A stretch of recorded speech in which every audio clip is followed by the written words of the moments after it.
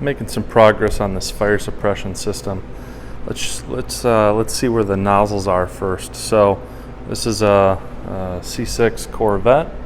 It's a street track car, so looking for just a little extra safety. Here's the first nozzle on the driver's side. There's 3 ports on the bottom,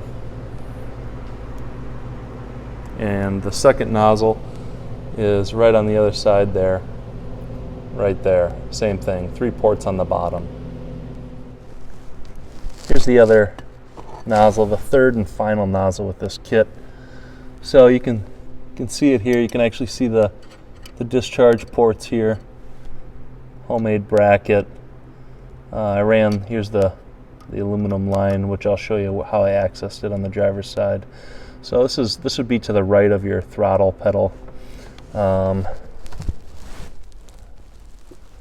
the throttle pedal there, so give you an idea as to where it's at. Here we are on the passenger side of the engine compartment. Here's where I access through the firewall. So this harness right here is your instrument panel harness. This is a big grommet, and I took a 1/4-inch drill and drilled through, and it forms a nice tight seal around that aluminum tube. I just ran the aluminum tube up top, across above this cabin filter to the first jet or nozzle.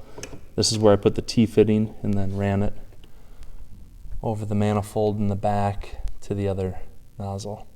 If I ever need to access this cabin filter, it should be pretty accessible. Otherwise, it's pretty easy just to loosen the brackets, and it'll come forward no problem. As far as brackets, or as far as fastening hardware, I just used a 6/32 button head cap screw with a locking nut on the back side. Not a whole lot to see on the inside here, but this is where the line comes from the instrument panel harness, right around that grommet inside the car. Follows along down to the left of the tunnel, left side on the passenger tunnel, and I just routed them along the tunnel as low as I can, and then it's going to come up right about here, and then I'll feed it into the bottle.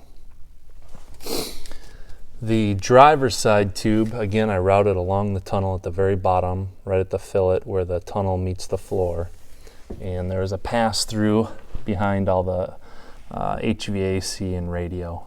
A little tight, but it was able to make it just fine. Here's how I set up the pull handle. Just homemade bracket, some button head screws on one side with some nut plates riveted to the back side for ease of installation. So this bracket is what holds all the force. I did drill through on the bezel here, but there's no force on this bezel. It's just a hole. Everything is held securely by this aluminum bracket. Works pretty well. So, and it doesn't get in the way of my knee. I thought maybe it would, but good to go there. So the pull handle cable was probably the easiest part. This is a composite or a plastic. I just bored a hole through there, and it comes out the bottom. I think you can see that. So this is plastic, it's hollow. It's hollow, comes right out the bottom and along the floor. I might tuck it into the carpet, probably for aesthetics and to make sure that that cable doesn't get caught up on me. And then I plan to cross it over the tunnel underneath the center console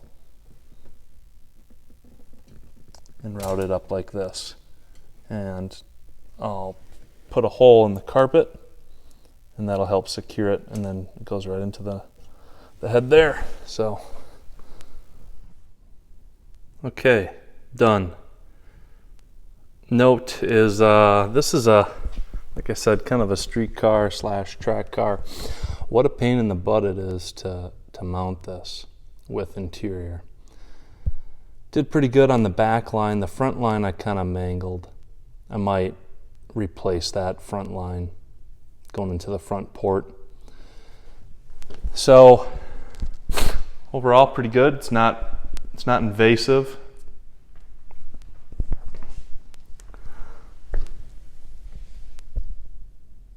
Pull handle isn't invasive. That little strap might get old blowing in the wind. That's all you can see there. I kind of put it underneath the carpet and the pull handle goes out. Comes up from underneath the carpet as well. So it doesn't get in anybody's way.